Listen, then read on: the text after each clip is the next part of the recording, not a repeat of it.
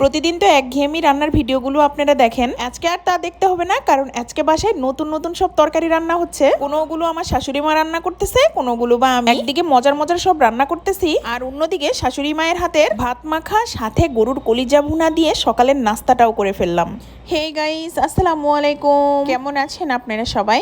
আপনারা তো জানেন সকালে ঘুম থেকে উঠে আমার সকালটা শুরু হয় রান্নাঘরের কাজ। রান্নাঘরে এসে এই ডালগুলো পরিষ্কার করে নিচ্ছি, এখন ব্লেন্ডারে ব্লেন্ড করে নিব। এখানে মটরের ডাল আর সামান্য একটু মসুর ডাল দিয়ে গতকাল রাতেই আমি ভিজিয়ে রেখেছিলাম। আমার শাশুড়ি মা গতকাল আমড়া এনে রেখেছে, আমড়া দিয়ে ডাল বড়া খাবে। এটা আমার শাশুড়ি মায়ের খুবই পছন্দের একটি রান্না, কাঁচা আমড়া দিয়ে ডাল বড়া। তো দেখতেই পাইলেন আমি ব্লেন্ডারে ব্লেন্ড করে নিলাম ডালগুলো, আর সাথে রুটিও করে নিয়েছি সকালে নাস্তার জন্য। গতকাল রাতে ফ্রিজ থেকে এই কলিজা ফেপসার একটি প্যাকেট বাহির করে রেখেছিলাম, সেটা ভালো করে ধুয়ে পরিষ্কার করে নিয়ে এখন এইটা আমি একদম গরম ফুটন্ত পানিতে দিয়ে দিচ্ছি। এখন এর মধ্যে একটি লেবু চিপে চাপে লেবুর খোসা সহ দিয়ে দিলাম। এমনিতেই কলিজাতে অনেক ময়লা থাকে, তার উপর এটা ফ্রিজে রাখা ছিল। পরে সেটা ঠান্ডা পানিতে ধুয়ে সুন্দর করে বেছে পরিষ্কার করে নিয়েছি আমি এইভাবে। ফেপসাগুলো আমি গরম পানিতে দিয়েছিলাম, কিন্তু ফেপসাগুলো আমি নিই নাই, শুধুমাত্র কলিজাগুলো ছোট ছোট করে কেটে নিয়েছি। কলিজাটা আমার শাশুড়ি মা আজকে রান্না করবে। কাঁঠালের বিচি দিয়ে খাওয়ার জন্য মা বাজার থেকে এই পাকা পাকা ডাঁটাগুলো এনেছে, সেগুলোই আমি ধুয়ে প্রেসারে দিয়ে দিলাম, 2টা সিটি দিয়ে নিব। এদিকে পেঁয়াজ আর রসুন ভাজা শেষ, কলিজার জন্য আমি কলিজাগুলো ধুয়ে দিচ্ছি মাকে। এই কলিজাতে মশলাগুলো দিয়ে দিবে। ডাটা কখনো প্রেসারে সিদ্ধ করে নিই না, কিন্তু কাঁঠালের বিচি আছে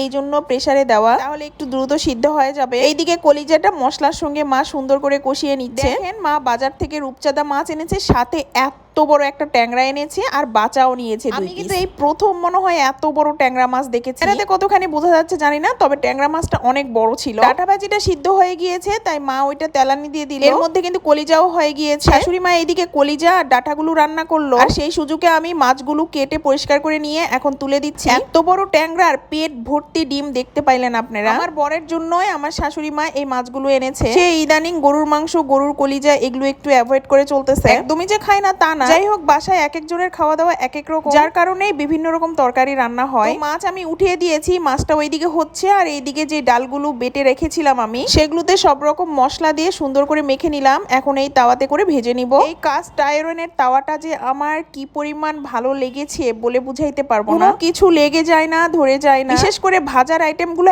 এত সুন্দর হয়। আমার জন্য আরেকটু বড় হলে ভালো হইতো, তবে এর থেকে বড় কোনো আর সাইজ নাই। ওইদিকে আমি ডাল বড়াগুলো ভাজতে দিয়ে এইদিকে মাছটা ঢেলে নিচ্ছি। মাছ আমার হয়ে গিয়েছে। এখানে একটি ট্যাংরা আর 2টি বাঁচা মাছ ছিল, একসঙ্গেই রান্না করেছি। প্রতিদিনই একঘেয়েমি রান্না করলেও আজকে আমাদের বাসায় কিন্তু একটু অন্যরকম রান্না হচ্ছে। ডাটাটা সিদ্ধ করে তেলানি দেওয়া হয়েছিল, এটা এখন ঢেলে রেখে দিলাম। ওইদিকে আমার ডাল বড়াটাও সুন্দর করে ভাজা হয়ে গিয়েছে। এখন আমি এইটা রান্নার জন্য মশলা দিয়ে দিচ্ছি। এর মধ্যে আমার বর এসে বলতেছে আজকে নাকি মজার মজার রান্না হচ্ছে, দেখি কি রান্না করতেছে। তাই তো আমি দেখাচ্ছি। এই যে দেখো, ডাল বড়া রান্না করতেছি আমার শাশুড়ির জন্য। মশলা কষিয়ে নিয়ে আমি ডাল বড়াগুলো দিয়ে দিলাম সেই মশলার মধ্যে। আর এই যে দেখেন কাঁচা ছোট ছোট আমড়া, এই আমড়াগুলোই কেটে রাখা হয়েছে চোচা সহই, এগুলো এখন এই বড়াগুলোর মধ্যে দিয়ে দিলাম। পরিমাণটা একটু বেশি দিয়েছি, বড়াতে পানি অনেকটা শুষিয়ে নেয়। আপনাদের ঢেকে দিলাম 5 থেকে 8 মিনিট, এটা জাল দিয়ে নিব। কক্সবাজারে রূপচাঁদা ফ্রাই খেয়েছে আমার শাশুড়ি, মজা লেগেছিল, তাই তো বাজারে দেখতে পেয়ে নিয়ে নিয়েছে। আমিও সুন্দর করে রূপচাঁদাগুলো কেটে পরিষ্কার করে নিয়েছি। এখন এর মধ্যে খানিকটা লবণ আর একটা লেবু চিপে দিয়ে মেখে রেখে দিব আধা ঘন্টার জন্য। যেহেতু এগুলো সামুদ্রিক মাছ, একটা ব্যাড স্মেল থাকে বা কিছু ময়লা থাকে ভিতরে, সেগুলো কিন্তু বের হয়ে যাবে, সাথে কিন্তু আলাদা একটা ফ্লেভার পাওয়া যাবে। দুপুরে খাওয়ার আগে আমি এই মাছগুলো মশলা দিয়ে ভেজে নিব। আচ্ছা, এই মাছগুলোকে কে রূপচাঁদা নাম রেখেছিল বলেন তো? তো কিউট দেখতে, একদম চাঁদের মতো জল করতেছে। এইদিকে কিন্তু দেখেন আমার কাঁচা আমড়া দিয়ে ডাল বড়া রান্নাটাও হয়ে গিয়েছে। ওদিকে আমার রান্নাবাড়ি শেষ, এইদিকে আমার শাশুড়ি মা আমাকে ডাকতেছে ভাত মাখা খাওয়ার জন্য। যদিও আমি সকাল আর রাত্রে কোনো কিছু খাইতে চাই না, কিন্তু এই শাশুড়ির জ্বালাই বাঁচি না। এত পরিমাণ খাওয়ার জন্য ডাকে যে না খেয়ে থাকা যায় না। কলিজা ভুনা দিয়ে এরকম ভাত মাখা, এটা তো মিস করাই যাবে না। যাই হোক, শাশুড়ি মায়ের হাতের এই মজাদার ভাত মাখা খাইতে খাইতে এখান থেকে চলে যাচ্ছি। আল্লাহ হাফেজ।